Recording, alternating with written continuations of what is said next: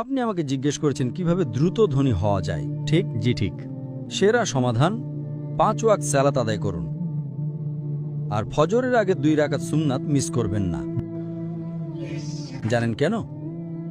মানুষ যখন বিশ্বের টপ 10 জন ধনী ব্যক্তির লিস্ট করে, যুবক মানুষেরা। থামুন থামুন ভাই, আমাকে উত্তরটা দিতে দেন।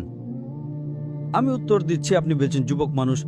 যুবক মানুষেরা, আমি উত্তর দিচ্ছি। আপনি জানেন শীর্ষ 10 জন ধনী ব্যক্তির তালিকায় 4 নম্বরে বিল গেটস, 3 নম্বরে জেফ বেজোস, 2 নম্বরে এলন মাস্ক, 1 নম্বরে কে?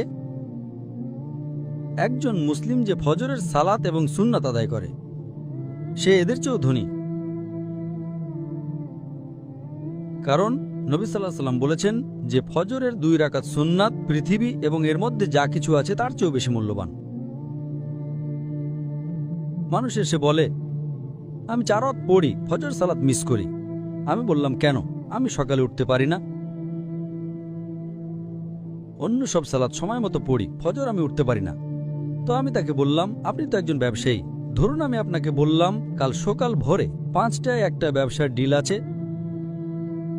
যেখানে আপনি $1 মিলিয়ন পাবেন। আপনি কি সেই ডিলে যাবেন?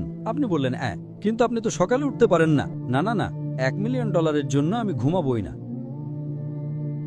তাহলে $1 মিলিয়ন জন্য আপনি ঘুমান না, কিন্তু 2 রাকাত সুন্নাত যা পৃথিবী এবং এর মধ্যে যা কিছু আছে তার চেয়েও দামি, তার জন্য উঠতে পারেন না?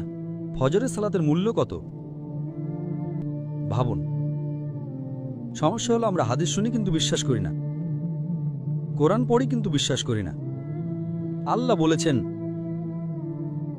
তাই আমি বলি আমি কখনোই আমার ফজর মিস করব না, এমনকি আমার সুন্নাতও মিস করব না। কেউ আমাকে $1 মিলিয়ন দিলেও না।